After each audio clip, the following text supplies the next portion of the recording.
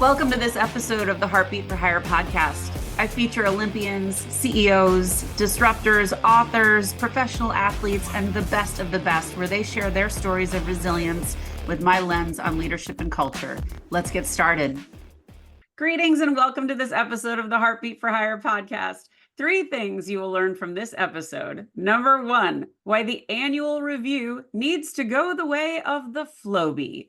Number 2, there is actually a way to measure engagement. And 3, why collecting data and gathering feedback leads to a much more dynamic and prosperous workplace. Noah Pusey is the president and CEO of Ripple Analytics. Prior to Ripple, Noah worked as an attorney at several larger and boutique-sized law firms in Manhattan and eventually formed his own firm in 2011. His journey led him to start Ripple, and Noah wants to do away with something that has plagued many of us in the business world, the annual review. Let's roll up our sleeves and talk about why that process needs to die and what we could replace it with today. Noah, welcome to the show. So great to be here. Thank you for having me. Excited to talk about something that I am super passionate about. Let's get into it. Well, let's rock and roll. So I start every show the same, and I would love to know, could you please share a little bit of your story? Yeah. So I'm one of 7 kids raised on a farm in southern Vermont. My folks were originally from Long Island. I went to high school with 26 kids in my class, graduated valedictorian, which sounds great. And then when I give the numbers involved, not so unbelievable.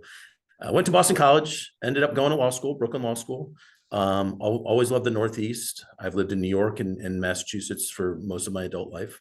And woke up one morning in 2013 and, was successful, had some money, security, but I didn't really feel fulfilled. And my good friend, Derek Hedges, and I started spitballing how we can make the world a better place, a workplace, a better place. And Derek had recently been diagnosed with stage 4 cancer, and he wanted legacy for his name and his unique approach to business. He was SVP of strategy at a Fortune 500 company, went to Michigan, got his MBA, smart guy. And we started doing some research, and we found that everyone hates the annual review, and the people giving them don't like it. And I have given them. The people receiving them don't like it. I have received annual reviews. And there's just, it resonated with both of us. And we started doing some more research and more research. We started to work with a gentleman named Dr. Frank Schipper, who is our IO psychologist, our resident IO psychologist. So all of our surveys, all the questions in our surveys are vetted. We'll get to that in a bit. And we started Ripple, and we've been going strong since 2015. Had our first client in 2016, and we're industry agnostic. We're just trying to help people that want to be helped find the way. And one of those horrible processes that exists unfortunately in modern workplaces, just as much as 25, 30 years ago, is the annual review. And so it's just broken model. Let's dive into that a little bit, because like you, I had to give many annual reviews, and I thought it was a stupid process because most leaders can only remember the last 6 weeks of their interaction with that employee, and you're missing everything else that happened earlier in the year. You could start off the year strong, just like back to school. Woo, let's go. We're all energized. And by April, you've forgotten everything in January. And then by June, you've forgotten everything in April, and on it goes. So you've got this container of, I've got to fit everything that I can remember into this annual review. And then I've got to rate everybody. And I know at IBM where I worked, thankfully they did away with this process, but not every manager was even given the highest rating. So even if you had performers that were walking on water, you couldn't give it to them because they only had a certain amount of those to give out. And it was so skewed. It was so screwed up. So I'm sure that your experience has been similar, but let's talk about what drove you to create something different, and what is it? Well, and so let me just touch on a couple of points you just made. And it's important to realize probably the most important thing you said was the human brain only remembers things accurately for about 6 to 8 weeks. Yeah. So right there, you're talking about 2 months of accurate information that you would share during that review. And what does that do? It artificially inflates the person that kills it 2 months before the annual review. Yeah. And it artificially deflates the person that might have been crushing it for 10 months, but the last couple of months, he or she doesn't perform. And so their manager says, okay, last 2 months, what's going on? You got to perform, you got to make it rain, you got to do things. And yet in that person's mind, they're like, well, I crushed it for 10 months. Yeah. I I had a mean, killer first half. Or yeah. yeah. And so what we did is whenever you want to find the solution to a problem, you find out what everyone doesn't like about the problem, Yep. and then you create the solution out of that, right? So people don't like it for a few reasons. One, timing. 70% of companies still do it at the end of the year. Two, lack of any formal discussion before the 12-month, you're shooting from the hip. Three, mandatory 360s. 360s were created 25, 30 years ago. Yeah. These 5-6 page reports that you create for all of your colleagues. And everyone knows that you cut and paste from the year before, you change the date, you change the person's name, and you send it in. So there's no ongoing nature for this feedback. And so what we decided was create these short little surveys, 5-question surveys on a monthly basis, give them to each of your teammates, and they answer questions about you. Simple, straightforward questions based around the five personality traits that we track: curiosity, conscientiousness, commitment, cooperation, and consistency. They're referred to in IO psychology as the big five. Mm-hmm. They've been recognized since the 1950s, so it's not new. And they were really adopted by corporate America in the 90s. And what we think is, if corporate America can benefit from this, from these identifying and recognizing these personality traits, why can't everybody that works at a company benefit from them? And they really are interesting personality traits, but then you have to marry them up to the job function. So I always say, curiosity for your accounting department, not really all that important, because you want them to be more conservative, think inside the box. But if you have an advertising group, marketing group, curiosity is very important. Right. And so there's no right or wrong answers to this information. Your personalities are largely developed by the time you're in your teens. So I'm 53. If I'm not naturally conscientious, the chances of you bringing in a coach, the chances of you changing me based on how I've been for 40 plus years is slim to none. Right. And that's where a lot of companies get it sort of incorrect. They try to change someone versus identifying strengths, identifying blind spots, and working that job function and role around those realities, mm-hmm. instead of trying to change. Now, we work with coaches that help us use the data to help our clients. We certainly do. I mean, you want someone that can sort of show you the way in terms of using the data. But from an annualized perspective, when you do have that compensation discussion, the person you're having the discussion with, they see their dashboard all year long. You've seen the dashboard. Let's break down the dashboard piece. I want to talk a little bit about how it works, because I'm trying to paint a picture for everybody so they can understand it. So everybody gets a dashboard: employees, leaders, managers, everyone in between. Everyone gets a dashboard. Everyone gets questions that they get to respond to about their manager and about their direct reports. Is that right? Yep. About their managers and their colleagues. Yep. And so they collect all this data, and then what? We crunch it. And we show you what Lyndsay is, what Noah is, who those people are, and it's objective. Mm-hmm. It's based on reality versus the subjectivity of unintentional bias occurs in the workplace every day. Sure. We try to remove that, and all of the questions are anonymously answered, so nobody's name is attached to maybe critical feedback. And we empower managers to have discussions when events warrant. When you see someone's ripple effect score, we're a 1 to 5 scale. So all of these questions, I trust Noah is a question. 1, never; 5, always. So let's say my score goes down after the first quarter. Yeah, what happened? Yeah. The manager sees it and they say, hey, Noah, can we talk for a little bit? Hey, I was looking at your dashboard. What's going on? And it could be anything. It could be my dad's sick. It could be that I'm having problems with a couple of coworkers. It could be that that manager said something that rubbed him the wrong way, and you had no idea. 100%. So instead of having these events become monumental occurrences, they're one-off discussions. And hopefully, what we want in the end is more meaningful communication between managers and their direct reports. Well, and having that meaningful, meaning less subjective, more this is what you're doing and how you're doing it. Well, I love the way this works because I certainly come from the landscape of trust is your currency, and trust can be fractured in a nanosecond. You Yep. say one wrong thing and that person has, put an X over your face for the rest of their time they work for you. And very often the leaders don't know what that is.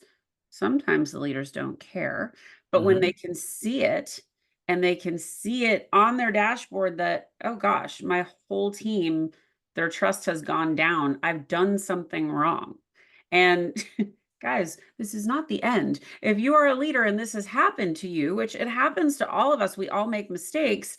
How you get out of that and what you do next is really critical. And while the data might not tell you that, I can help you with that piece. But keep going, Noah. So, what else does this do? Because this So is so important. So on an annualized basis, we do a self-survey. So I'm answering questions about myself that my colleagues are answering about me. And those two data points are huge because the closer those scores are, the more self-aware I am. Self-aware people are more productive, they're happier, Yeah. they're more efficient, they are better coworkers because Mhm. they're their true selves, right? You've worked with people over the years where you'll see them in the corporate environment and then you'll go to happy hour or some social event and you're like, who the hell is this person? Who the heck is sitting next to me? This isn't the person I see every day. Yeah. And we all have examples. I have an example. I worked with a guy right out of law school and he was a monster in the office, horrible, super critical of everything. And then he invited me to his son's bris and saw him on a social setting. And it was like, You're like, who's this guy? And, "The and, nice guy." and which is the right one, which is the real person. Yeah.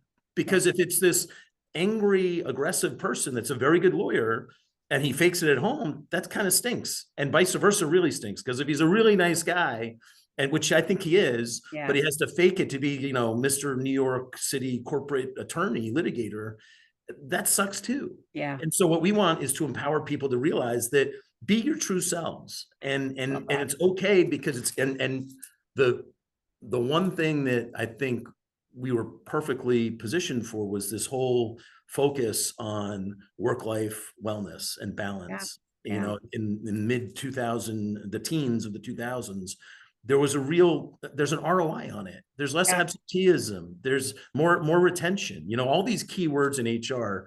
Do you want to retain your people longer? And by the way, when I say longer, forget about the people you learned to be a leader from 25 Mm. years ago, because retention to them was you start a job out of college, out of law school, you stay at that job for 15, 20, 25 years. That is Yeah. no longer I the did that. model. I did No that. longer the model. Millennials and Gen Doesn't Zers, 50% of them change jobs every 2.5 years. Yeah. So if you're trying to keep them for 10 years, Not it's gonna just a happen. broken model. I mean, you're talking a lot about the modern workplace and the workplace of the future, which is the topic we hit on a lot on the show. We certainly did last week. And I think it's so important to recognize your employees are with you for a moment. And when you become their leader, you become the topic of dinner conversation. And don't you want that to be a good one? And modern leaders aren't like your buddy with the bris. Yeah. Modern leaders are 360-degree people who are flawed, who make mistakes, but who celebrate failure, show up for you, advocate for you, and inspire you. Micromanagement never inspired anyone, so we can't continue down that path. And the reality is, this is why I do the show. If you've never had a great leader, and if you've never been taught by somebody with this modern mentality, you can't be what you can't see. You don't know what that looks like. And that's why this is so important. So I think this really is a tangible tool to help you lead better and to help you create the best culture possible. So let's talk about thriving culture and why this helps that prosper so much. So there's a lot in that, right? I mean, everyone said the old adage, strategy, culture eats strategy for breakfast, right? Hmm. That's a nice little saying. However, if you don't appreciate why, it's just something for the reception area wall, right? It's Yeah. not. If you don't practice what you preach, which is always the hardest thing about being a dynamic leader, right? And a 360 leader. Well, are you actually? Because if you're not, and you're saying you are, your people know you're not. And so when you talk about celebrating failure's necessary to perfect any process. And if you have a perfect process, perfect organization out of the blocks, I'd love to meet you, because I've owned a couple of companies, and it is a journey. Yeah. And what's interesting about culture, and it can be defined, dozens of ways, if not hundreds of ways, is it's organizationally specific. Yeah. And, different industries have different emphasis on what their culture should be or can be or is.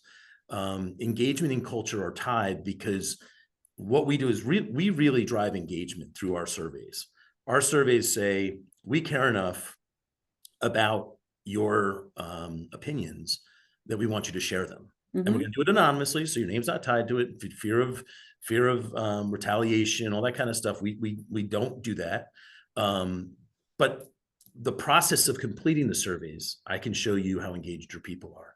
Yeah. And it's not uncommon for new clients to face 30, 40% participation rates after the first set of surveys, because that's wholly consistent with Gallup's numbers on engagement. That's right. Engaged, Gallup for 25 years has been gathering engagement information. Yeah.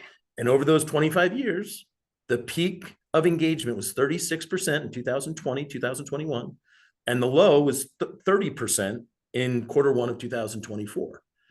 So in 25 years, engagement has either gone up or down within that 6-point measurement space. So what are you doing to confirm your people are engaged? And there's engagement surveys that Gallup does.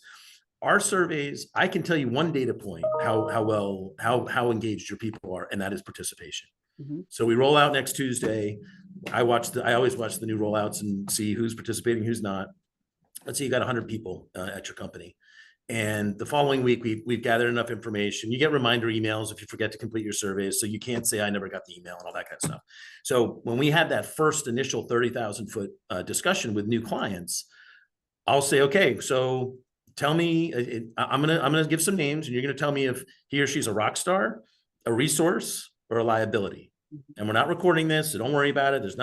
And I'll go through the list. And the 35 or 40 people of the 100 that completed the surveys, 99 times out of 100, they are rock stars. They are, I can't imagine Noah not working here. Okay, well, Noah completed his in the first day. Cindy, I can't imagine Cindy not working. She's a rock. Everyone loves her. Yep, she completed her surveys in the first 2 days. You have 30 days to complete these surveys. And then I go to Doug. Doug is a liability, or at least not a asset.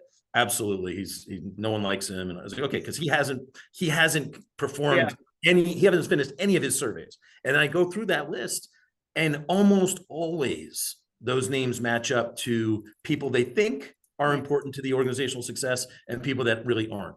And every now and then we have the outlier. Danny completed his 30 seconds after he got the link. Really? I didn't know that. Well, maybe Danny's intimidated by management. Maybe he's introverted. Maybe he's got personality traits that you don't see. The wrong leader. Or maybe it's the wrong leader. Yeah. And so the engagement component of what we do, because disengagement costs domestic companies. Oh, I think the numbers right now, I heard just a couple weeks ago that the disengagement dilemma is at $1 trillion right now. So it's $8.8 trillion globally, and it's between $600 and $700 billion domestically. I mean, so to put it in terms of comparing what costs domestic companies the most in terms of revenue and profit. $600 billion in loss to disengaged employees. Corporate theft accounts for about $25 billion in loss for domestic companies, meaning people going home with reams of paper, pens, a laptop occasionally. 24 billion, 35 to 40x is what you lose on disengagement. So what are you doing about it? Yeah. Because you have all the security cards and scanners and make sure that people don't take stuff out of the supply closet. Well, when you have something that's damaging your company 40 times more than corporate theft, what are you doing about it? Yeah. So let's talk about identifying toxic leaders, because this is a question I get asked a lot. And In my experience, the leaders that were the most toxic manage up very well, and their seniors don't know that they are a problem. Mhm. Um, I would imagine this kind of data would reveal that fairly quickly. Is that the case? Yep. Yeah. And the interesting component about the toxic manager or toxic leader is, and I have this discussion before we roll out any surveys. I talk to the C-suite and I go, okay, so you're going to like a lot of the data. You're going to dislike a lot of the data. Yeah. What are you going to do with it? Yeah. Because if I tell you one person is this over the course of the first 3 months, never on the first survey, you got to collect what's called statistically relevant data Sure. points. So you can't, you're not going to act off of 10 responses to a survey. What are you going to do with it? Well, I don't know. What do you think I should do with it? I was like, are you going to act? It was a trick question. Are you going to act on it or are you going to bury it? Those are the two answers that I know occur because I've seen it. Now, no one ever says, oh, I'm going to gather this data and then I'm going to, put my head in the sand. But those are the two realities. You're either going to act on it. Hey, folks, we got some problems here. Just want you to know we're working on it. You've been using Ripple over the last 3, 5, 6 months. We hear you. We understand we've got some issues. We're going to put some goals and other initiatives in place to try to right this ship. Yeah. Or the other way is, hey, Noah, I'm gonna execute my 60-day termination clause in our subscription agreement, and I don't think we need you anymore. And true story, I'm like, Rob, I know why you're terminating us, and that's fine. But I knew you were going to have a problem when you have 50 employees and you only got 49 accounts. Because Rob, who owns the company, didn't want an account for him, didn't want feedback from his people back to him. Mhm. And so I knew he wasn't going to like the data. I knew, and it's interesting because when you don't proactively tell me the plan is to use it, I'm excited to get it. If it's good, great. If it's bad, great. All data is important. Good data is obviously nicer on the eyes, but bad data allows you confirmation to do something about it. Right. And when you're wondering why your retention rates are so dreadfully low, well, here's why. People don't like that manager. Now, there are outliers where you've got a team of 5, 6, 7 people, and the manager gets horrible scores. And maybe those 4, 5, 6 people are just miserable people, and they want to, get their manager fired. Yeah. But more times than not, people see our product and our platform and our experience as a genuine concern by leadership saying, we want to know how you're doing. What we want to know. Let's just state from the jump, if you are a leader who does not care about their people, this isn't for you. I've asked when I'm prospecting, I'll ask, so what are your rates of attrition? I don't know. Yeah. We have 150 employees. What do you mean? What is it? 10%? Is it 40%? I really don't know. I'm like, okay, then maybe you should. Well, you definitely should. And if you don't know, then how much do you know about your people? If you're losing people and you only, and let's be honest, you've been around long enough. I've been around long enough. I've never received a 2-week notice from an employee I wanted to leave. It's always no, where are you going? No, you don't want that. I've got people that I know that work there. They hate it. I know you're going to get a little more money. Can I give you a little more money? Why don't you stay? And once that discussion happens, the relationship is tarnished probably beyond repair.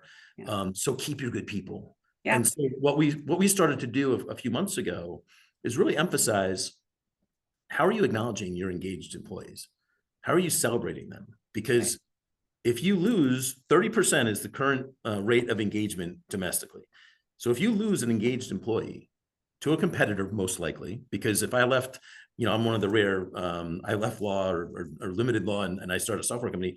If I leave a pharmaceutical company as a salesperson, chances are I'm going to work at another pharmaceutical company as a salesperson. Yeah. If I leave an accounting firm as an accountant, CPA, chances are I'm going to another accounting firm as a CPA. So you lose that person, there's a 70% chance that you're going to replace the engaged person with a disengaged person. Brutal. So keep them happy, identify them, make sure they know that you are there as a resource. What do you need to succeed? I know you're one of our key core people. I want you to succeed. How can I help you do that? And this does not replace the one-on-ones. You No. still need to have those conversations because that's where you build trust. You Yep. still need to be asking them the questions of, what are you really good at? What do you want to get better at? How can I help you? How can I be the best manager for you? Who's your spouse? Who's your, do you have pets? Where do you like to travel? Do you like to travel? Those questions feel and sound a little like small talk in some ways. Invaluable. They're Invaluable. so important.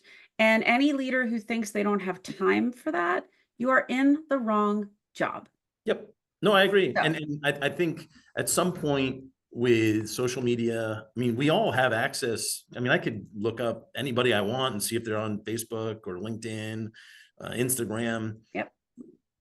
Wouldn't it be nice if you could just sit in the conference room and talk about the stuff that I can easily get at my fingertips on the internet, and have that honest, genuine relationship? Because as the modern workplace evolves, the line between personal and professional is just constantly becoming more and more blurred. We have a word for that. My friend Joanna Lohman coined it. It's professional. It's the combination of personal and professional. And we're all showing up that way. I mean, you can see the shift on LinkedIn. We are 360-degree humans now. Yep. And I coach anyone that I do a LinkedIn workshop with. I'm like, we're always going to leave a little morsel of personal stuff. And those little nuggets, those are softballs. Those Yep. are easy for people to relate to. So, mine says mom of twins and it says wiener dog lover. Yep. And I got a couple of wiener dogs and I've got a couple of twins, and people gravitate to those quickly. Like, oh my God, I love dogs, or I'm a twin, or whatever, because it's easy and it's safe and it's a way in. And also I would add, more and more, I think peers within organizations have had that for a long time. If I work alongside you in a cubicle, We chances know are each you can other. overhear me talking to somebody Yeah. about something. I won the fantasy football league. Right. I've got a family reunion coming up. My son's birthday is next week. What I think is critical to organizational culture is the personal component, leadership down. Yeah. And I think if instead of, hey, do you have that report for me? Like, hey, what's going on? What are you doing this weekend? Yeah. And 5 minutes of chit chat, and then, hey, I'm gonna need that report probably by next Monday. Is that the time frame you could probably do it in? Yeah. Oh yeah, sure. That person will work Sunday night to get it to you Monday. Versus, where's my report? I wanted it this week. When's it going to be? Well, I'll get it to you next week. I mean, how important is it? And so Yeah. that personal connectivity from leadership down, I think, is vital. I love it. And I think the goal of any leader should be to not, you don't have to be best friends with your people, but to realize that they're human beings That's and right. not employees. I stress that all the time when I'm talking about the personality traits. I agree. Your talent, your human capital, your employees are all human beings. Yep. So that is probably the most important thing in terms of leadership to understand it. And by the way, I used the example earlier about, a relative being sick. Wouldn't it be a great event to have a manager come and say, hey, I saw your scores were a little lower on the Ripple platform. Everything okay? Yeah, my dad's been in the hospital. He's been out in and out. And I know you live 2.5 hours away. I know you can work remotely. Hey, why don't you go see your dad? Why don't you take Thursday and Friday off? Better yet, leave tomorrow. Come back next Monday. Go see him. Now, first of all, it's the right thing to do as a It human changes being, everything. but it changes the entire relationship, because not only is that employee going to say, thanks, I appreciate it. That employee is going to tell everybody on that team that I told him to go home and see his dad, or go or address something. My car, I got to go to the mechanic. Well, okay, go do it on office time. Just work tonight. Yeah. It's not that hard. No, I think when you give your people autonomy, they will generally do a better job than when you micromanage them. That's just 81%. I've proven that. 81% of non-manufacturer labor during COVID was as, if not more, productive. That's so the fear of eating ice cream, watching movies all day long. And by the way, if you have an employee that you think is going to be eating ice cream and watching movies all day long, that's what they're doing in their cubicle when they come to work and you see them. They're setting up their fantasy football team. They're ordering from Amazon. They're not, quiet quitting is nothing new. I've had clock punchers around me all the time. People that do the bare minimum get their check every 2 weeks. Yeah. So let's shift gears a little bit. So what inspires you, Noah? Making scalable change, making an impact on organizations that need help. I mean, what inspires me, I mean, I'm talking professionally. Personally, I love my kids. I love meeting with, I mean, we met months ago. You introduced me to one of your networking people out Yeah. west. You know, good people. We can give her a shout out, Ricky Passanelli. There you go. And it's okay to expect other people to be similarly minded and good, Yeah. honest, genuine people. Yeah. And when you find those people, hold on to them. And when Agreed. you confirm that people aren't that, don't spend a lot of time trying to make them somebody they're not. And Believe yeah, me. I think what inspires me is going on, you know, like podcasts like yours, and knowing that there are people out there that know the importance of engagement, of culture. And really what that means is we want you to be happy where you work. Yeah. We want you to enjoy coming to work. I'm not talking about skipping to work, you know, picking daisies and, you know, whistling. I'm saying not to be miserable. And there are a lot of people in the world that are miserable in their jobs. Agreed. And life's too short. 40% of your life is spent behind a desk. I More for people like you and me, but on average about 40%. So what do you know, do something you like. So you touched on legacy before with your friend. What would you like your legacy to be? What would I like my legacy to be? I guess success with what he wanted his legacy to be. I mean, we both saw Ripple as an opportunity to make the workplace a better place to work, right? That was one of our earlier mantras. And it's really not that hard of a concept if you think about it. And yet, a lot of companies still do the annual reviews, even though everyone says they hate them. It's, you know, what my legacy is. I think I summed it up last week talking to a prospect. I honestly want change to be not that big of a deal.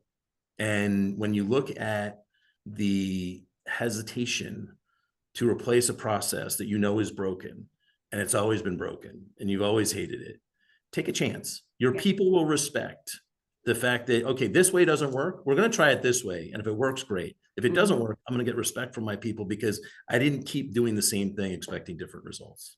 And that's, you know, getting to a point where I can have an impact on not just retention rates and a stronger culture, but happier people, happier employees, happier coworkers. And that is really what drives me. It's that the thing that when we started writing code in 2014, the thing that was exciting and the thing that we all saw, our original team was just buzzing with the fact that, oh yeah, this is a process that no one likes. It'll be easy to replace. It's not. The status quo is our biggest barrier to entry. Agreed. Yep. Yeah, that's the truth. What's next for Noah? So what's next for Noah and professionally is, you know, growing. It's entering into strategic partnerships, channel partners that have existing clientele. The sales cycle is a lot shorter, a lot easier because of the respect that those clients have for their existing vendors.